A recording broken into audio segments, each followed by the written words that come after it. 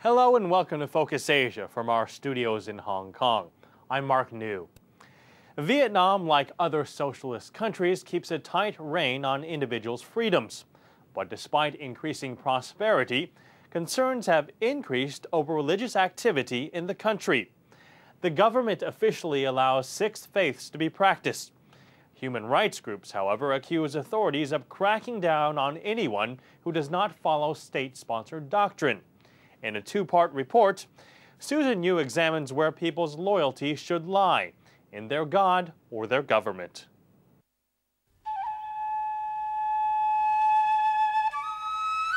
Since the 1980s, Vietnam has been cultivating doi moi, or economic liberalization.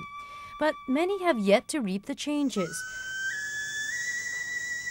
Vietnam remains one of Asia's poorest countries. 2/3 of the population still work the land. It's a way of life that has survived wars, political upheaval, and more recently, globalization. Religion, too, has been just as resilient. Since Buddhism was introduced in Vietnam, everyone has been living harmoniously, following the virtues of the faith, despite the country being divided in the past. The Tuen Mu Pagoda in Hue is Vietnam's most famous Buddhist structure.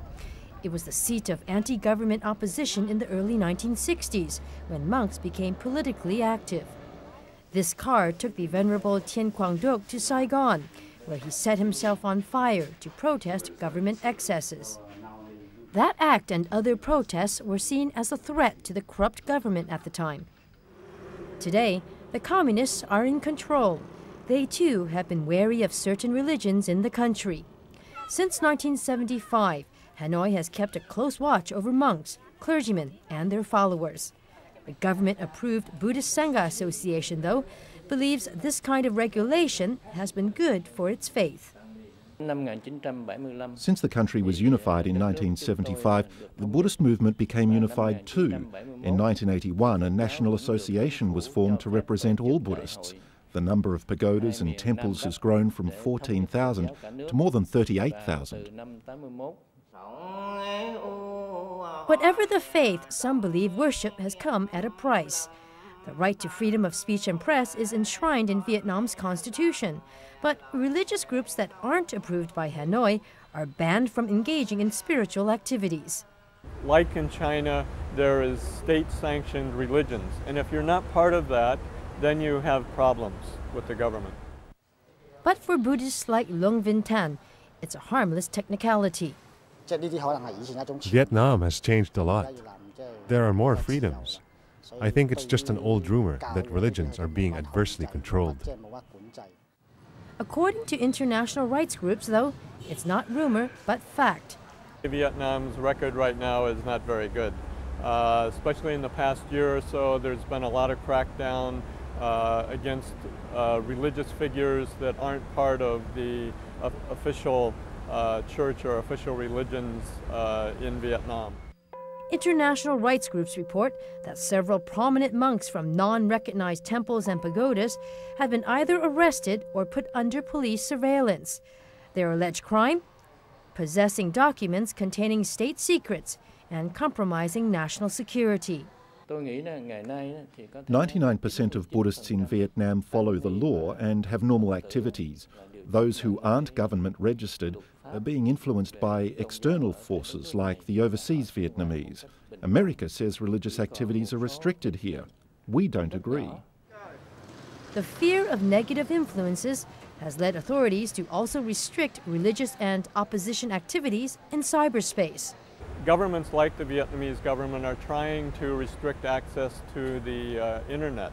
So in the past year or so, there's been more and more so-called cyber dissidents who have been arrested and imprisoned. According to Human Rights Watch, a number of political activists were given long prison sentences in 2002 for alleged espionage. And last year, according to Amnesty International, the government arrested 10 cyber dissidents for subversive activities involving the exchange of information with overseas Vietnamese. The crackdown has prompted American lawmakers to amend a foreign relations bill. urging the prohibition of non-humanitarian aid to Vietnam unless it improves its human rights record.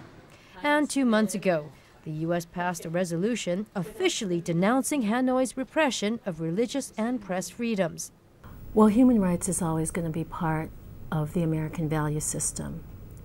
And we have continued to raise our concerns with the Vietnamese government at all levels. And I think that at some point, the government will have to realize that you can welcome American investment, you can welcome American business, educational exchange, all that, but with that comes American values. The European Union has also sent a clear message to Hanoi. Last November, the EU unanimously passed a resolution condemning the country's wave of repression and the deliberate policy of the Vietnamese regime of eliminating non-recognized churches. We of course understand the cultural differences that they exist, and we are, I think, the closest to understand because of our historic links and also the pre-colonial era. But we believe that countries can prosper more when the human rights are respected. Fred Burke is an international lawyer and a longtime resident of Ho Chi Minh City. He believes the issue is far from black and white and entails myriad interpretations. So far, Vietnam's been able to withstand a fair degree of scrutiny on all those issues. One of the members of Congress wrote a long paper which cited a State Department report on religious freedom in Vietnam, and which said basically there is religious freedom in Vietnam, a lot more than people in Congress give them credit for. But in Vietnam, the issue is considered a sovereign one. The Vietnamese government rejects all international criticism of its human rights record. It says reports that it restricts religious freedoms are inaccurate and distorted. The country's National Assembly recently voted to reject the international attacks on its human rights record. It denounced the U.S. and EU resolutions as based on fabricated and slanderous information supplied by extremists intent on using religion for political purposes. We made repeated requests for an interview with Vietnam's foreign ministry to ask about alleged human rights abuses. The foreign ministry declined our request, saying it was too busy to address the issue with us. Activists say that's not surprising. After all, the government is unrepentant, despite the overwhelming chorus of criticism from the international community.